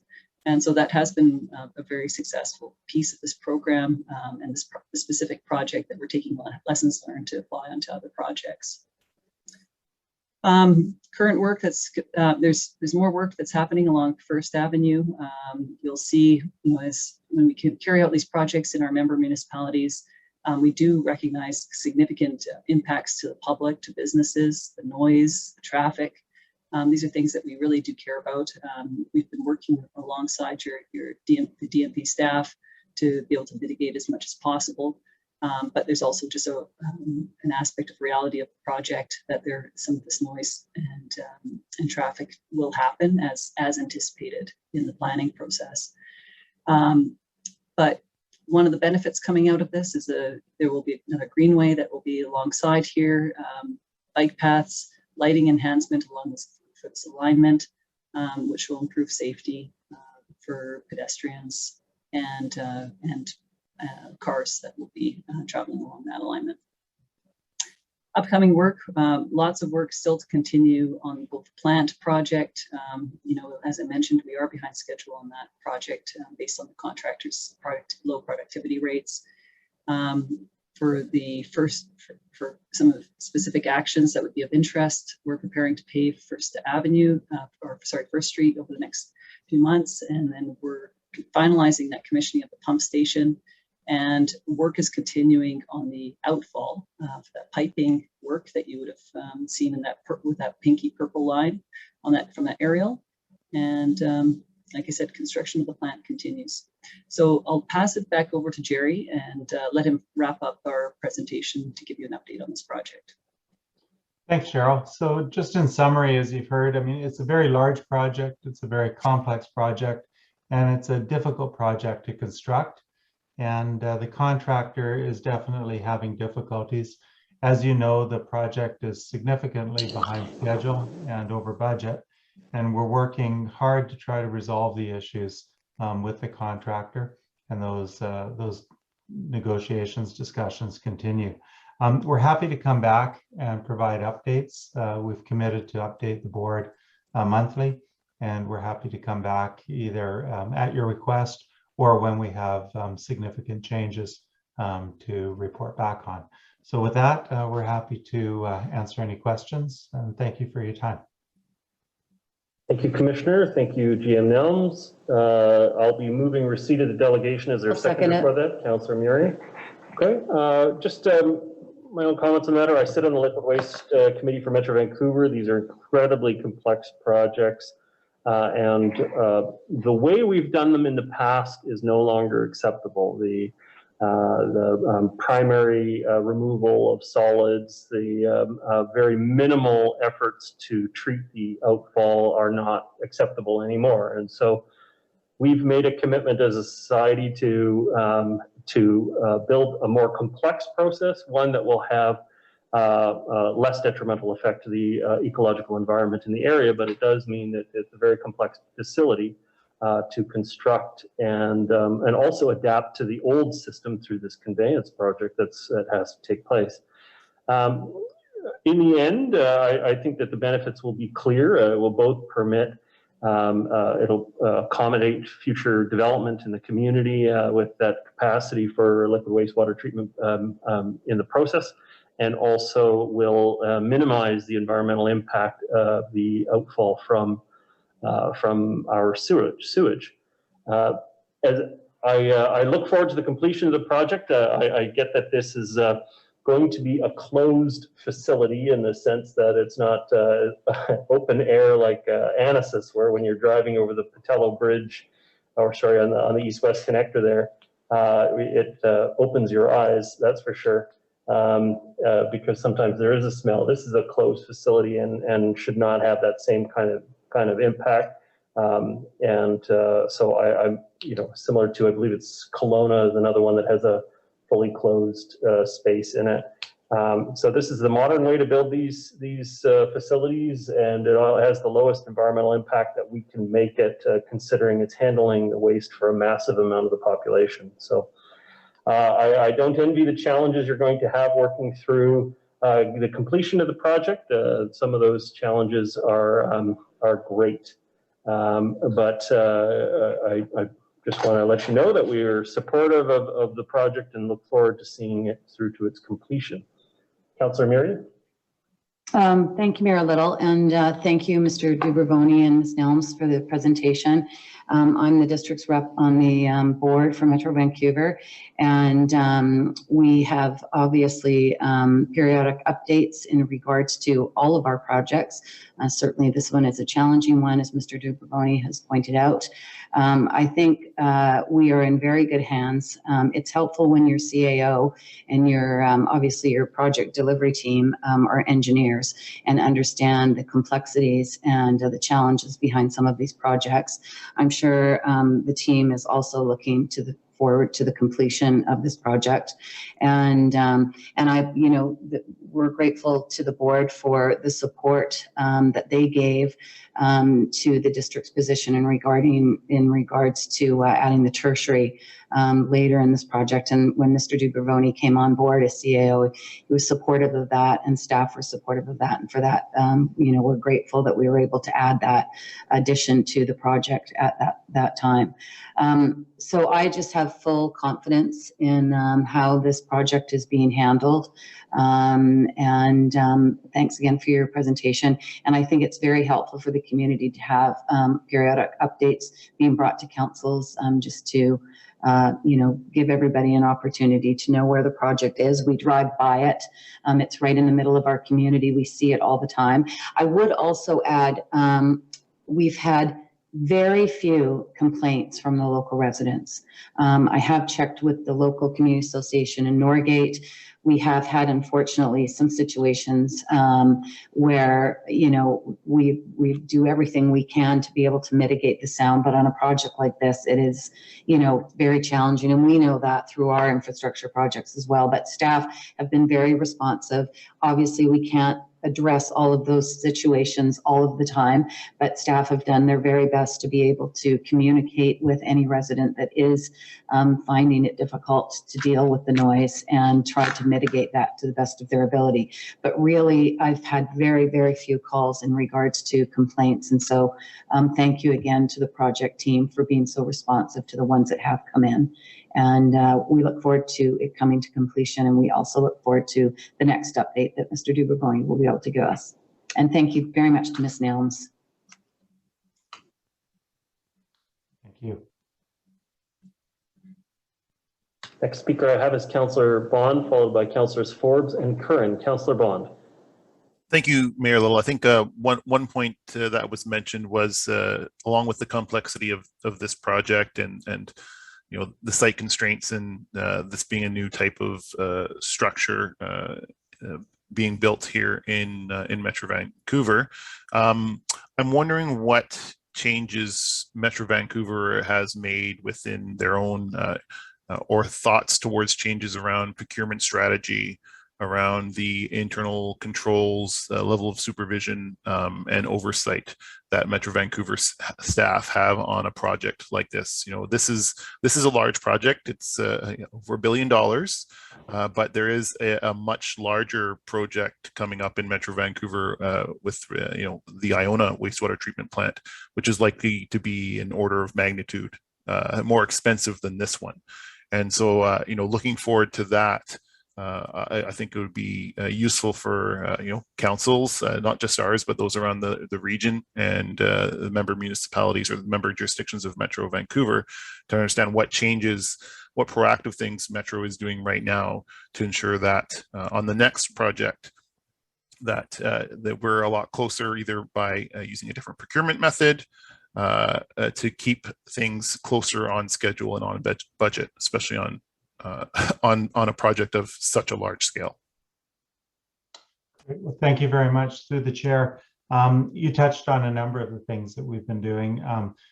Number one was we reorganized and we created our project delivery department, which serves as a center of excellence for the organization on our largest and most complex projects. Cheryl is, I like to say, one of the best in the business. She came from the federal government. She led the federal government's programs. She has worked on provincial projects and also came from City of Vancouver, where she set up a center of excellence there as well for project delivery.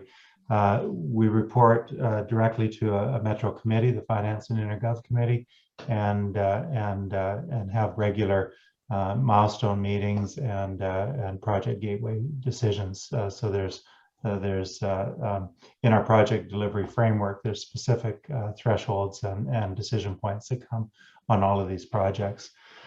We did that because we identified that we've got very, very large capital programs at Metro, and it's one of the biggest risks we face as an organization. Our overall budget is about $2.5 billion a year.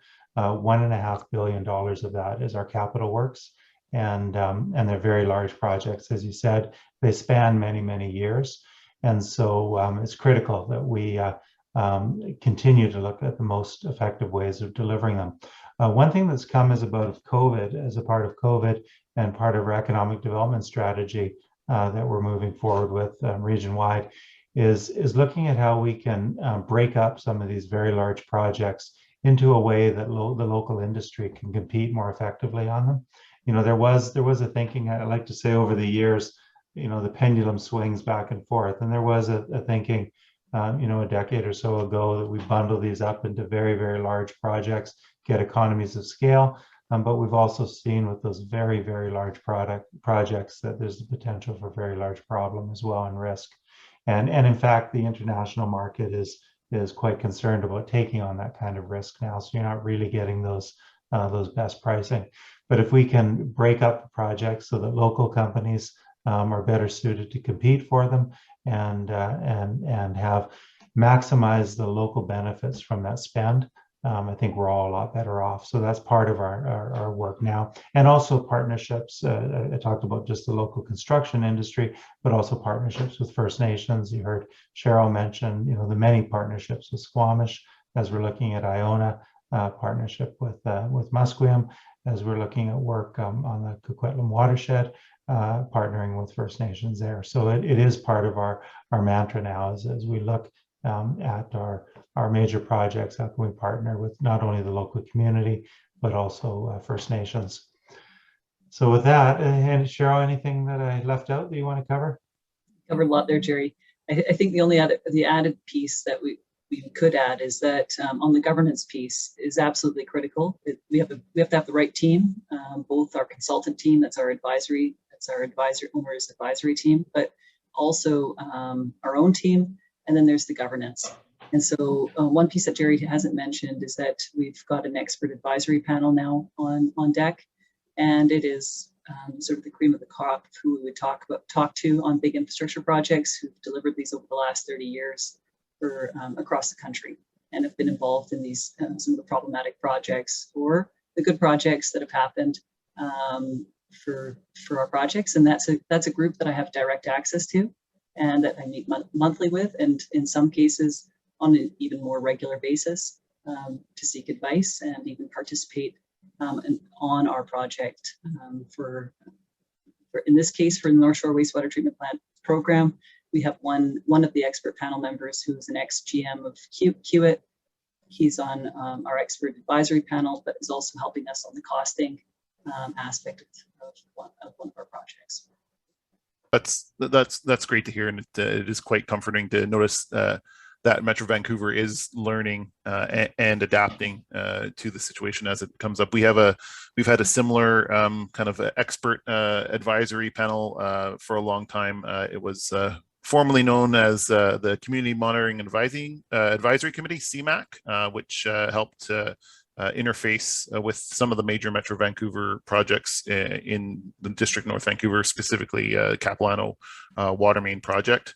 But that committee has been shifted into our major projects and infrastructure advisory committee, which is again kind of we are I guess lucky in North Vancouver that there's a lot of those top industry engineering and project management individuals that do happen to live here, and so I think having that kind of outside expert advice accessible to your team is a great thing. So thank you. And I'll also say we borrow best practices from our member municipalities when we see what they're doing as well. So yes, that didn't go unnoticed by us that you had that your own expert panel. Thank you. Councillor Forbes. Thank you, Your Worship.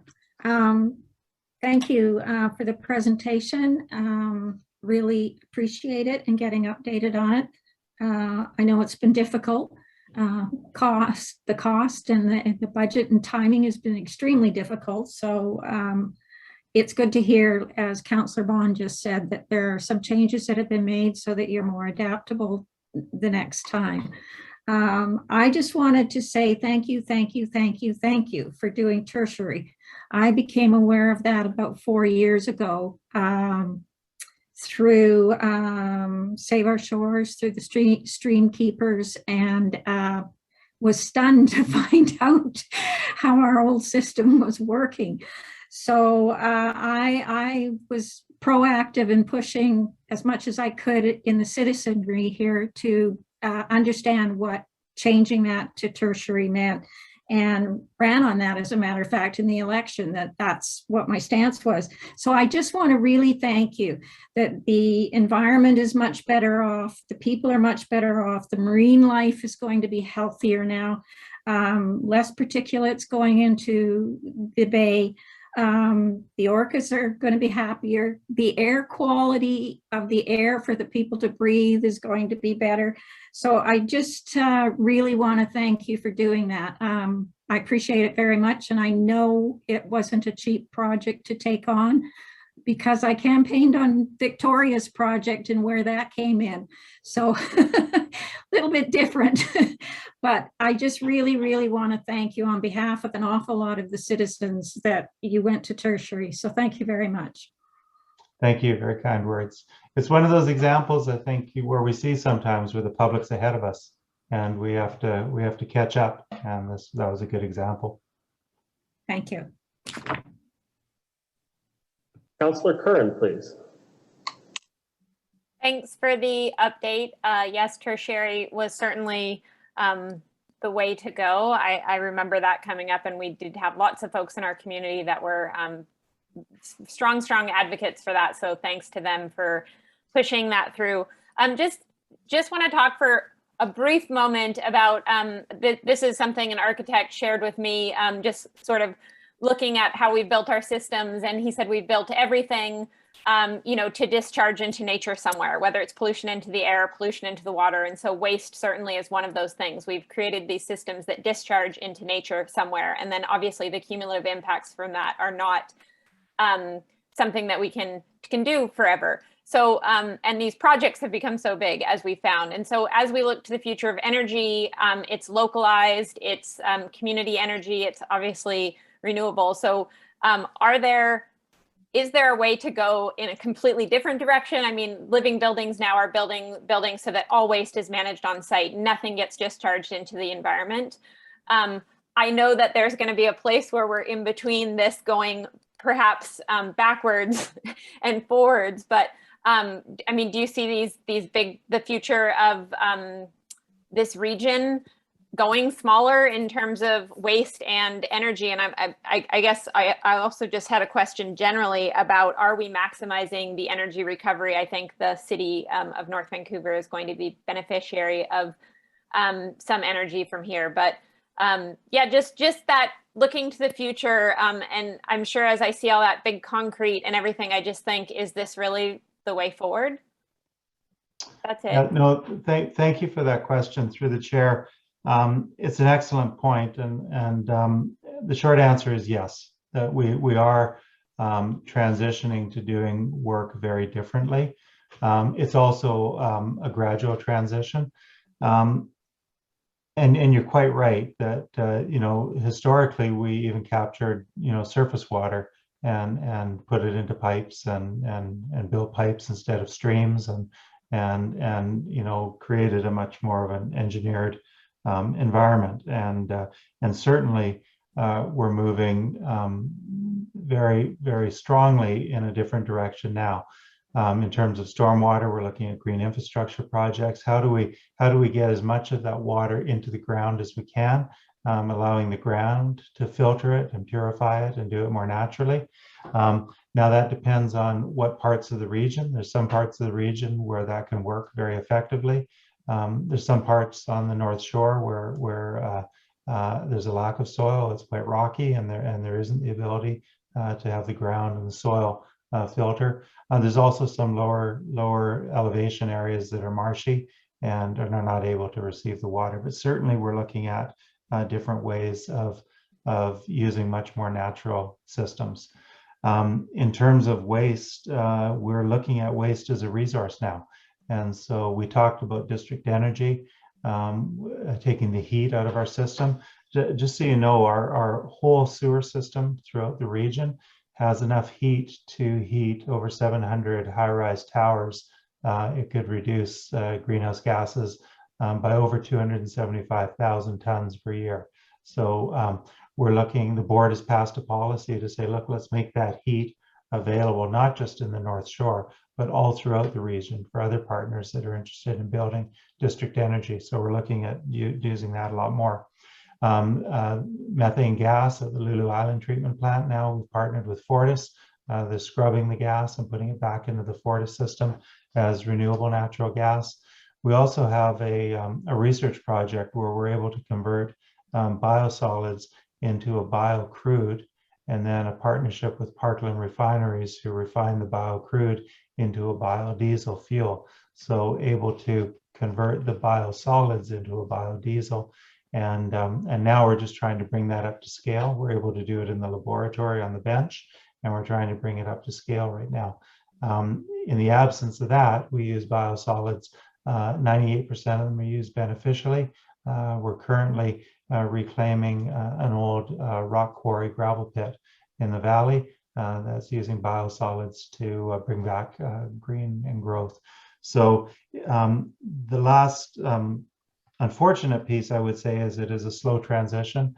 Many of the buildings that are built now, will have a life expectancy of 40, 60 plus years. And so they were built and plumbed in a certain way. We're looking at green roofs and looking at bioswales and different ways of treating water, but that'll be a gradual process as buildings are rebuilt. But thank you for the question. It is a really important focus of the work we do, treating waste as a resource in all of our operations.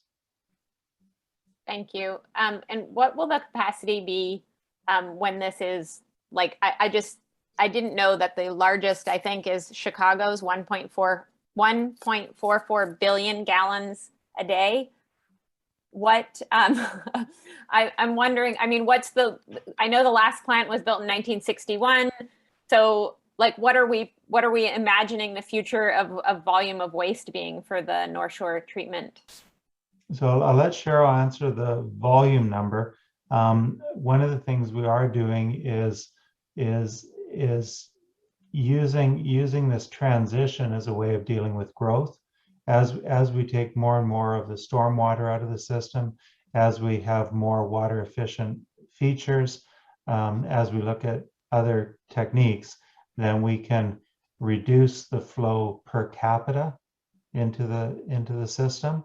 But as we have population growth, that will hopefully prevent us from having to build many more treatment plants. But Cheryl, can you comment on the actual flows?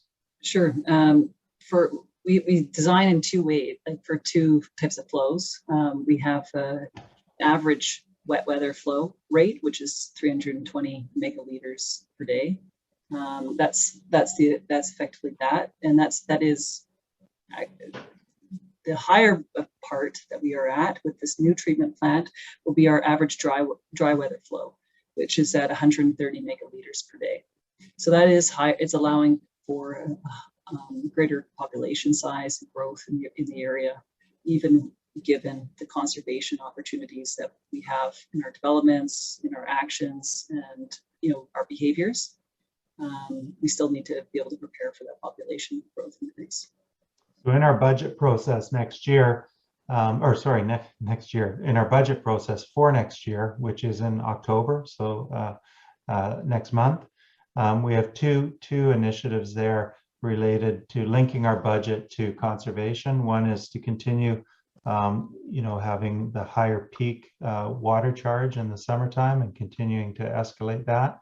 And also a question for the board around liquid waste flows, and have a separate charge for wet weather flow versus dry weather flow, which over time would slowly provide more of an incentive to get more of that wet weather out of the pipe system.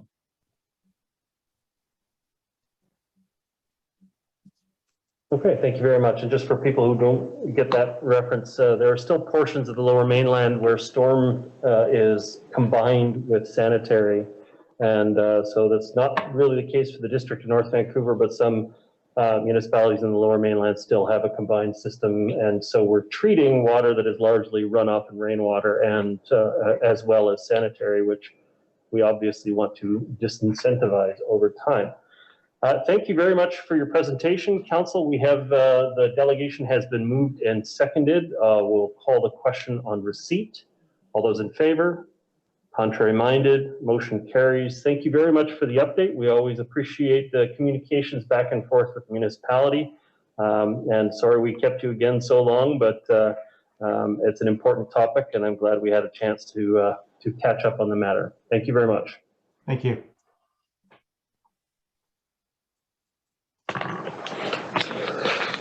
Okay, Council, recognizing the time, we're now at 5 to 9. We haven't really had a stretch break or anything like that, but I think we have enough on our plate still with some meaty items that